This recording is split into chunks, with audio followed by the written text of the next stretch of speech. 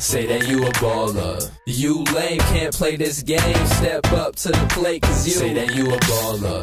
At the top, this is how I rock. What's up, everybody? Welcome in to this episode of The Rebound. I am Michaela Vernava alongside Darren Hartwell. The Celtics still first in the East with a record of 37-15. The Raptors just 1.5 games back. But the Celtics rebounding after finishing out their West Coast road trip with 2 very close games, a loss to the Warriors and a win over the Nuggets, with a blowout over the New York Knicks last night at TD Garden, which I was at that game and was kind of expecting it to be a dud. Celtics Knicks, and while it was a blowout, it was exceptionally entertaining. There was a lot that went on in that game. Yeah, I'd say mainly due to one guy, Terry Rozier. He had a huge night. We'll get into this later, but had his triple double. Yeah, pretty exciting game. Some drama going on, some injuries, or one big injury. But yeah, it was good to see them really step on the gas with Kyrie Irving out. Yeah, so that's what I want to start with, Darren, actually, is asking you about what you thought of what they were able to do without Kyrie. And I'm curious if you're surprised. And I mean, I was impressed by what they were able to do, the way they utilized Al Horford, and then the fact that the scoring was so pretty much evenly spread across the board. Marcus Morris was actually the game high with 20 points, and then obviously Rozier had a good game. Jalen Brown contributed. There were just a lot of contributors across the board. Horford. Yeah, no, this is what they do. I think this is a testament to Brad Stevens. I think it started with Rozier. He got his opportunity. This is his first career start, and he puts up a triple double. I think the assists is key for him too, because he's always been a good rebounding guy, but his assist numbers usually aren't that high.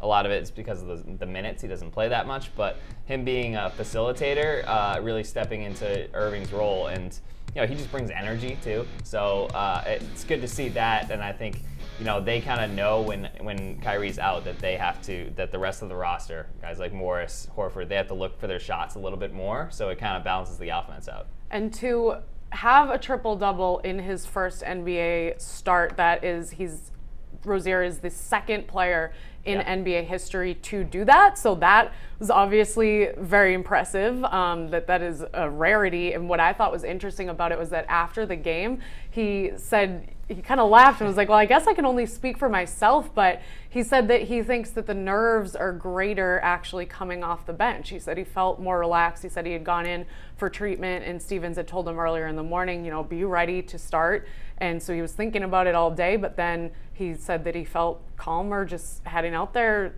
getting the start rather than coming off the bench. Yeah, I think that's a good point. My favorite quote from him after the game was he was asked if he ever gotten a triple-double before. He's like, well, in high school, I'd get you 60 points, but I wouldn't get you a triple-double. Yeah, that was classic. He said I wasn't doing anything else, so I like that. Yeah, I thought that was funny because at first he was asked, have you ever had one before in college? And he was like, no. And then, what about high school? And then he was like, I'd give you 60, but don't expect anything else. Yep. So to see the assists too, though, I mean, you mentioned that even now, I mean, is that a product of the lack of minutes and just the fact that he did, not lack of, but that he played so many more minutes last night?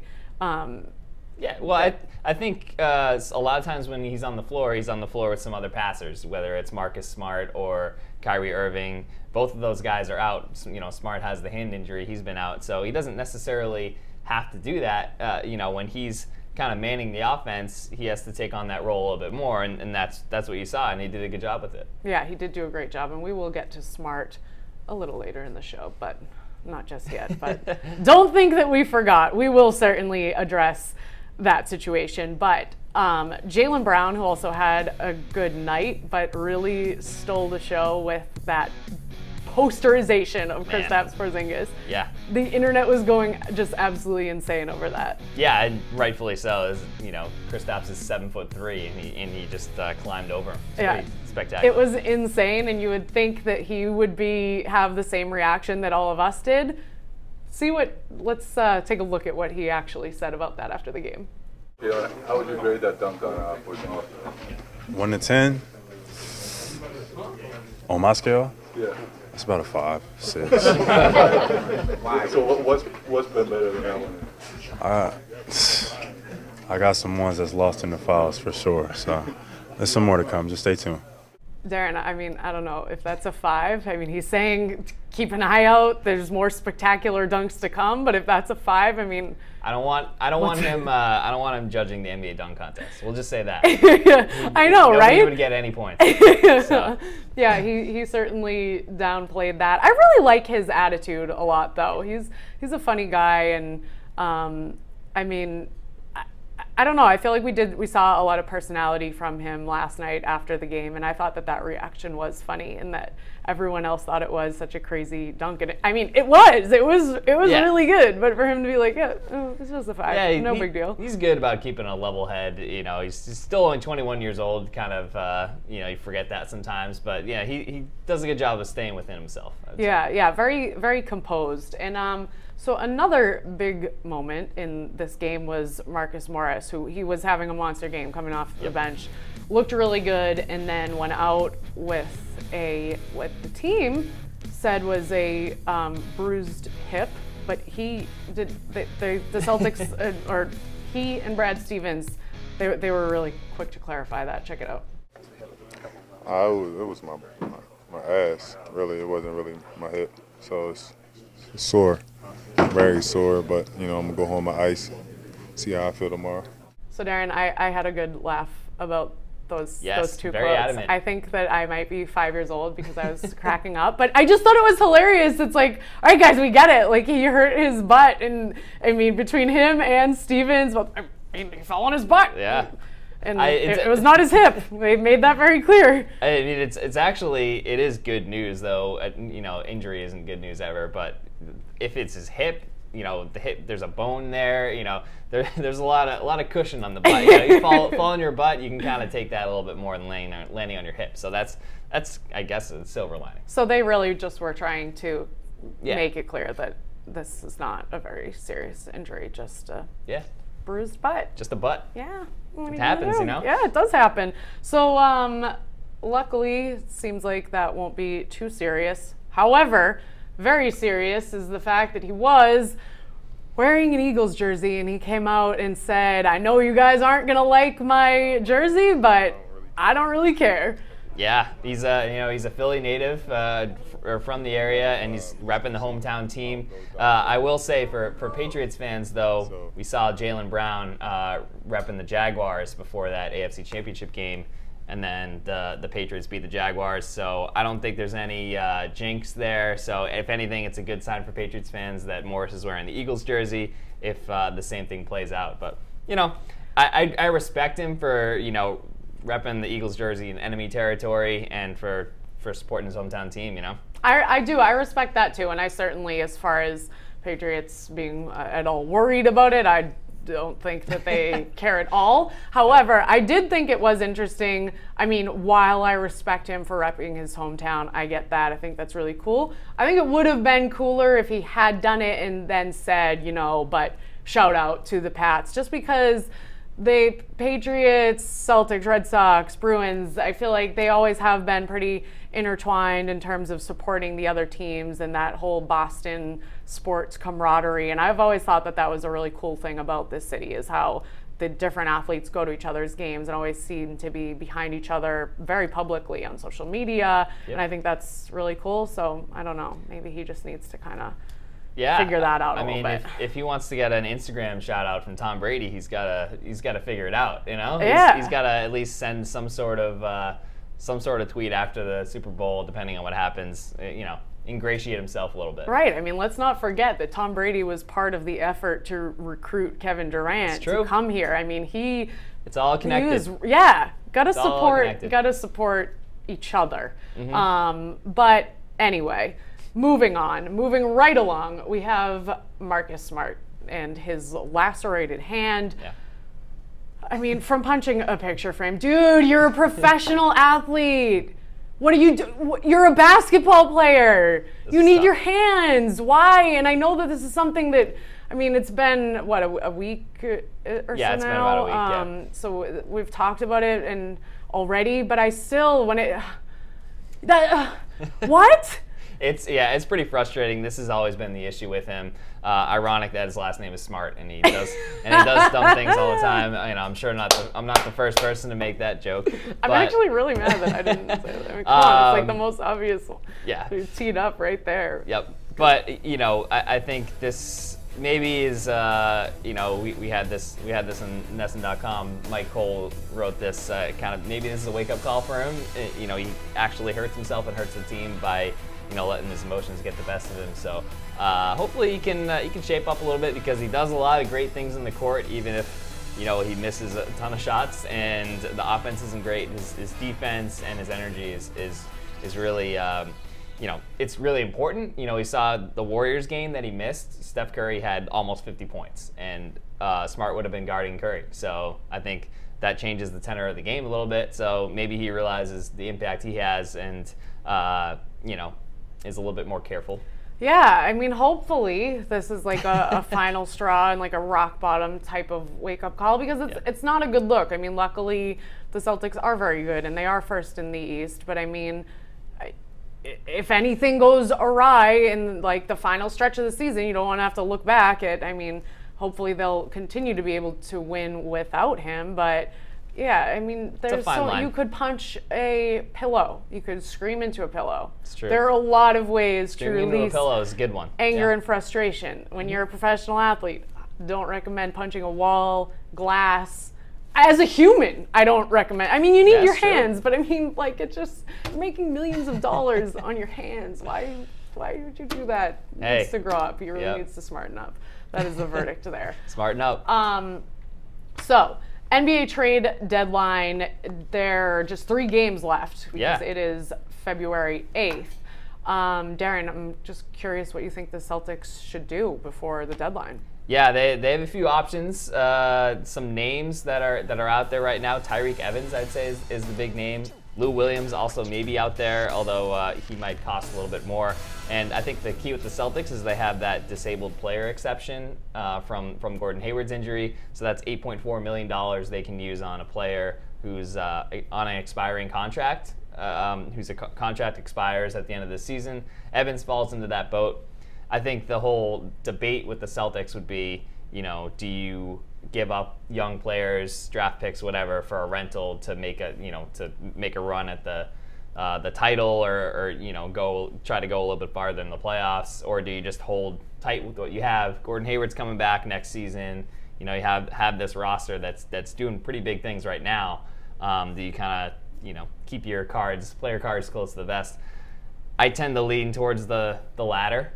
I think, if you can improve your team in general, I think you should do it, and without giving up too much. But I think just this team right now, as it's constituted, they had a ton of roster turnover last year, so just bringing in more guys might kind of upset the apple cart a little bit, So I think, given where they're at right now, how well they're playing, I don't think they should necessarily be too aggressive before the trade deadline. Yeah, I would completely agree with you, and that's where I would argue when you mention picking up a player that might be able to win you banner 18 this season, is that could actually backfire even in the short term. Not only, obviously, in the long term if you're giving up those younger players, but that the chemistry among this team, and it's something we saw last night. Granted, I get it that it was the New York Knicks that they blew out by 30 points, but as we discussed off the top of the show, just the point spread and the different contributions that they're getting from a lot of different players says a lot. And to be able to have Kyrie out, to have Marcus Smart out,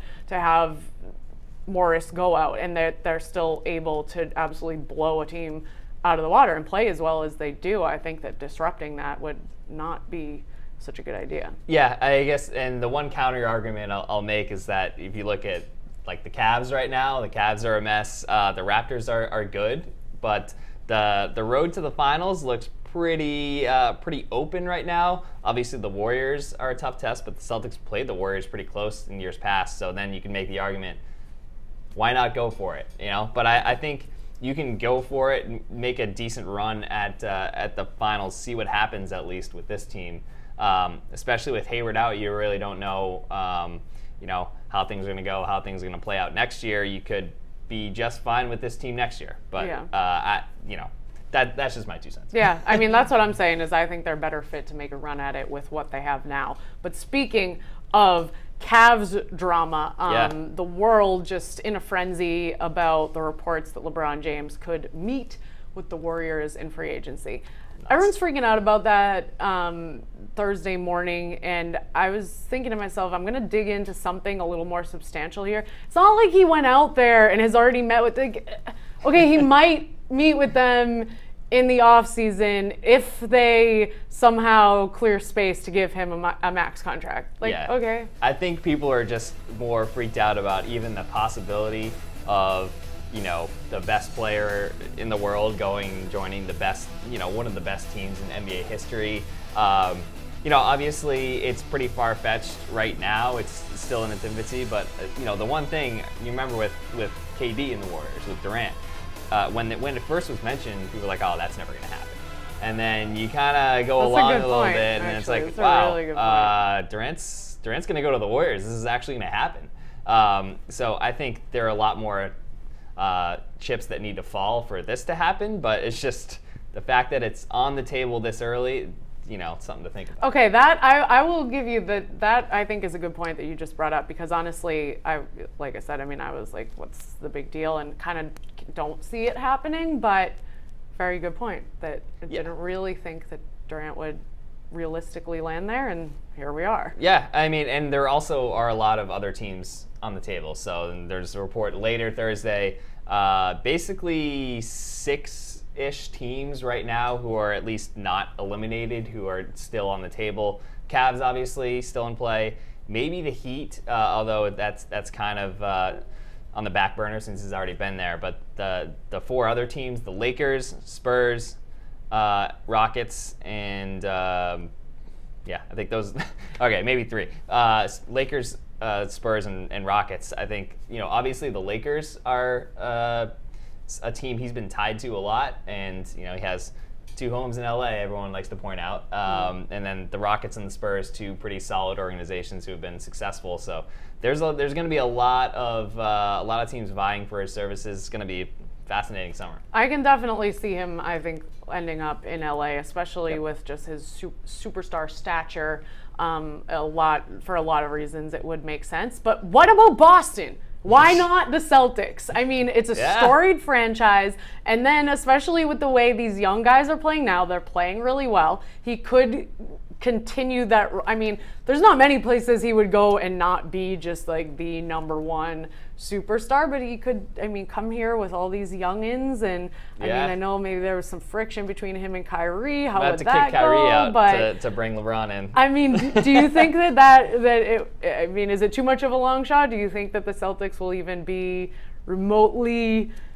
I think the fact that they're not on that list is not a good sign, and I would say, it's a pretty much a long shot. But it's Boston; you can't rule it out. Maybe it'll be like with Durant; they made a pitch and they made a run. But I think the Celtics are pretty happy with where they're at. Obviously, if LeBron James walks in the door, you're gonna open the door. But I think they're pretty happy with where they're at right now. We'll see how it goes. Yeah, well, I'm just saying, I think he'd look good in green and white. Juju Smith-Schuster thinks he would look good in wielding a terrible towel in a little black and yellow.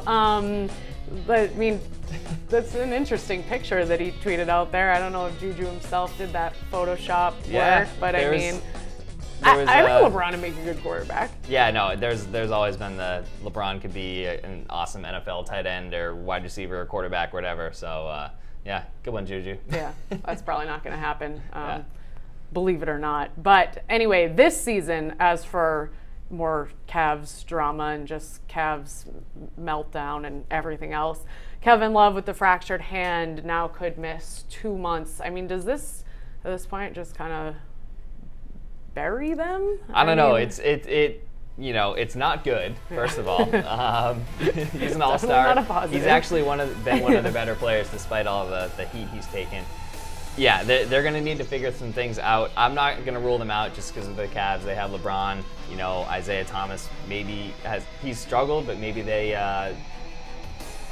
he improves a little bit as the season goes on. Yeah, the time is running out. I could see them, they're one game ahead of the Heat, I think, right now. So I could see them falling to like a 4 seed, 4 or 5 seed. Kind of a crazy to think about, but they could be middle of the pack in the Eastern Conference playoffs, and then, but then again, Love could come back. It's 2 months. He's going to come back for the playoffs, and then maybe things could gel. So I'm not completely ruling it out, especially if this is LeBron's last year. He's going to want to go all in, finish on a high note. So, but yeah, there are a ton of issues with this Cavs team, just in terms of defense, age, all that. So it's not looking good. Yeah, I guess that nothing would surprise me in either direction as to which way they'll go with this team. I mean, who knows at this point. But let's move on to the Blake Griffin trade. The Pistons send Avery Bradley, Tobias Harris, Boban, and 2 picks to the Clippers. Griffin was not expecting that, apparently. Look at perfect gift to kind of embody his reaction. It actually came out that he learned about the trade on Twitter.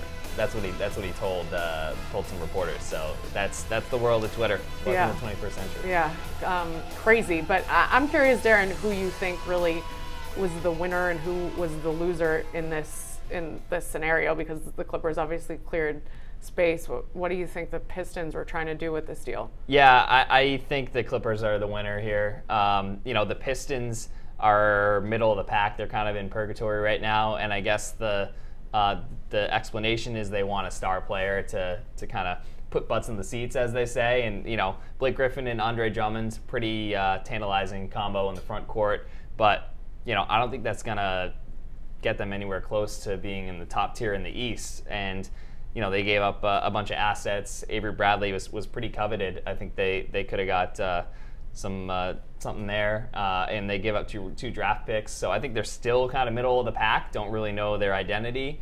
And then for the Clippers, they get 2 draft picks. They get Bradley, Harris, Boban, who's and then they could flip those guys, and they're kind of starting that rebuild process. DeAndre Jordan's kind of the last holdout. They already got rid of Chris Paul.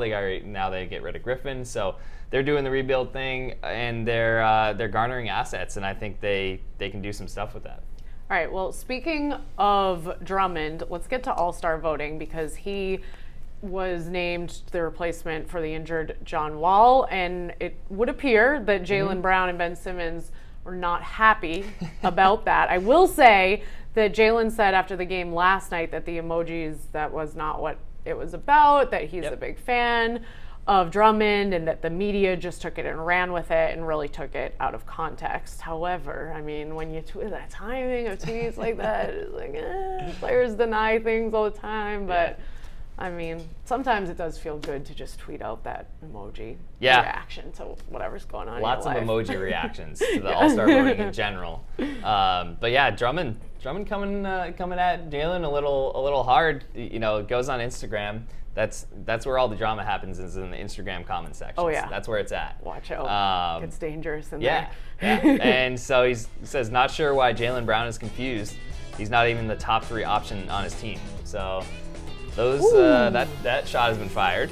And I actually looked this up. Jalen Brown currently the 2nd leading scorer on the Celtics. So, define option, but I think he's probably, technically he's number 2 ahead of Jason Tatum and Al Horford. And I mean, I think that it was interesting how Drummond came out guns blazing, firing at Jalen, and then last night when Jalen was asked about it, he was, and I mean, if it's a poker face, he should, go to Hollywood and be an actor and win an Oscar, because I genuinely bought it that he was very chill about his response, says that I'm a fan of Drum, and that he thinks that he's good. And then I loved that the way he just said, we're number 1 in the East, and they're whatever they are. But he said it just so cool, just kind of slipped it under the radar. But it was one of those things like you had to go back and listen to it. It's like, oh wow, that was a little jab at the Pistons and Andre Drummond. Yeah. But he did it in a it was totally a jab. But then I also liked that.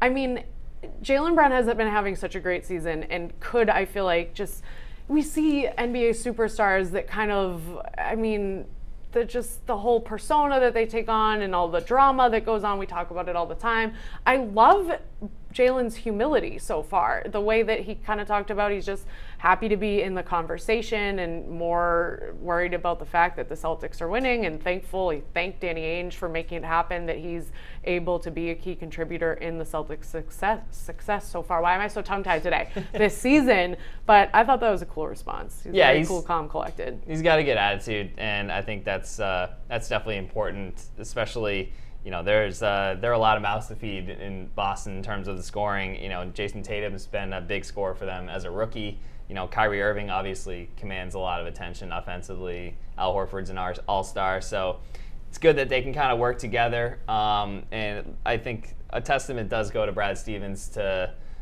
getting those guys all on the same page. But yeah, I think Jalen's maturity is probably a big reason why they drafted him at number 3. He wasn't the most popular draft pick, but that was a big plus for them.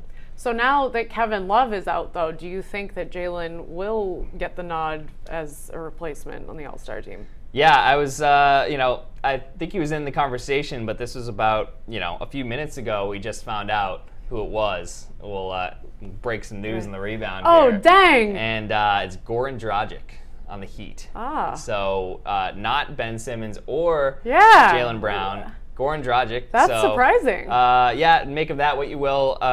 Unclear whether more emojis have been tweeted out about this. We're going to have to check that. We're going to have to check. But Goran Dragic is a replacement for Kevin Love, and looks like the rosters are finalized unless someone else gets hurt. But, you know, Dragic's a good player. He's having I think he's averaged about 17 points a game for the Heat, so I guess deserved. But yeah, you can make an argument for a bunch of other players. Yeah. That's the way this all-star stuff goes. There's always going to be someone. The first guy left out is always going to be unhappy. Yeah. Well, as for the way the players do react on social media, I mean, we were just talking about it. Do you think that's good for the NBA, the fact that they get out there and have these beefs and openly are like, hey, I mean, I should have been on the All-Star team. What are you doing? Yeah, no, it's awesome. And social media, like, the fans can interact directly with them. A lot of times, you know, they're not really going to do that, but, like, Isaiah Thomas had a Q&A on Twitter today and was just taking questions. And, you know, especially when players go back and forth, you know, sometimes it's a little petty, but, you know, hey, whatever. It's drama, you know. I think the NBA is probably number 1 on drama in terms of the sports leagues, just with the off season and then on social media, players going back and forth. So any news is good news. Yeah. And the way, I mean, people who don't like it, I mean, I think that if you don't like it, you have to get used to it because this is the way the whole world is trending, whether you like it or not. But trash talk has been going on since the Gladiator days. I'm sure, I don't know, I wasn't there. But, I mean, sports, it happens. And I think it's fun that we actually get to see it. Whereas, unless someone's mic'd up or they, you know, kind of slip on cutting a channel during a broadcast and you hear some stuff that broadcast wasn't planning on you hearing, you don't get to hear that stuff, whereas you get to kind of see the beefs on social media, and I think that that's cool. It gives us and fans a little glimpse into the tension between different opponents and rivalries, and they get to speak their mind too. They have a direct portal right to the fans. So I think it's great. It's fun, and this was fun, and we'll do it again next week. So make sure to check back in on Nessa.com. Thanks for watching. Up on Lawrence Hill, I will devour your spoken skills since my power just destroys at will. I'm fed up, so what's the definition? Sick and tired of the opposition's repetition. My repertoire about a dozen steps ahead of y'all, walking on eggshells, barefoot, trying to reach my reservoir.